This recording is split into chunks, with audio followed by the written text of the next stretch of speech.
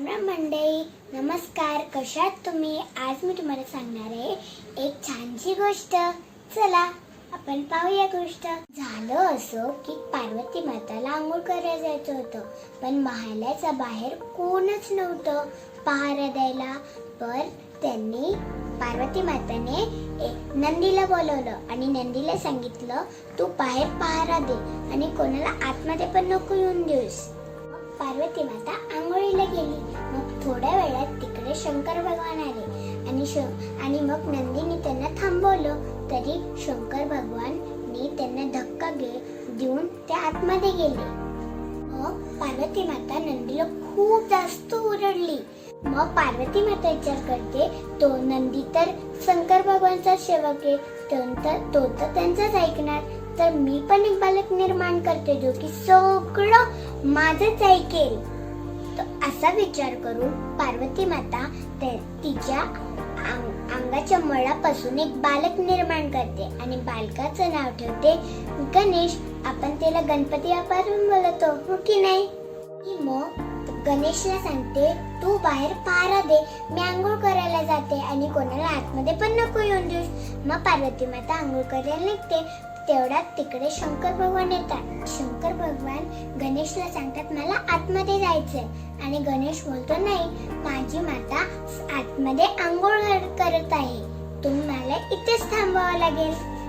शंकर बाप्पा काय त्याचं ऐकतच नाही. मग त्यांच्या दोघांच्यात एक छोटंसं युद्ध होतं आणि मग ते शंकर भगवान चिडून ते परत जातात. मग ते त्यांच्या शिवगणला पाठवतात आणि मग गणेश शिवगणला पण मारतो. तिकडे सगळं नारद मुनी बघत असतात आणि मग नारद मुनी कैलाश पर्वतावर येतात आणि शंकर बाप्पाला विचारतात की हे सगळं काय होतंय, कोण आहे तो बालक. शंकर भगवान बोलतात की तो बालक स्वतःला पार्वती मातेचा पुत्र मानतो. नारद मुनी शंकर भगवानला विचारतात, हे सगळ्याचं तोड काय? शंकर भगवान बोलतात, मला काहीच समजत नाही. मग शंकर भगवान नारद मुनीला बोलतात, तुम्ही ब्रह्मदेवांना आणि श्रीहरी विष्णूंना बोलून आणा. ते दोघं येतात. ब्रह्मदेव आणि श्रीहरी विष्णू कैलाश पर्वतावर येतात. तेव्हा ते शंकर भगवानला विचारतात, हे काय झालं? शंकर भगवान त्यांना बोलतात, श्रीहरी विष्णू आणि ब्रह्मदेवांना बोलतात, तुम्ही एकदा त्या बालकला समजून बघा. तेव्हा ते दोघं गणेशला समजायला जातात आणि गणेश का त्यांचं ऐकत नाही, त्यांना पण मारतो. तो शंकर भगवानला खूप जास्त राग येतो.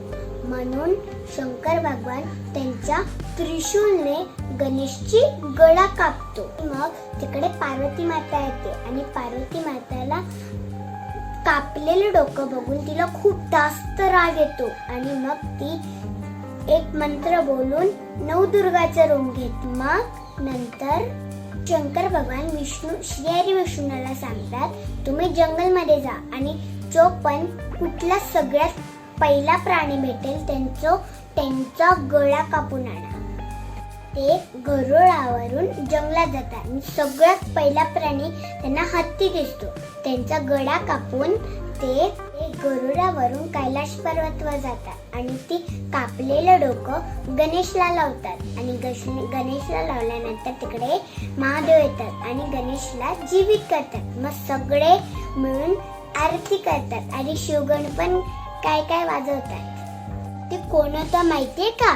तो एक गजासुर नावाचा एक राक्षस होता. श्री विष्णूने त्याचा गळा कापून त्याला मुक्ती दिली आणि ते डोकं गणेशाला लावलं. आवडली का गणपती बाप्पाच्या जन्माची गोष्ट? कॉमेंट बॉक्स मध्ये नक्की सांगा. लाईक, शेअर आणि सबस्क्राईब करा. बाय.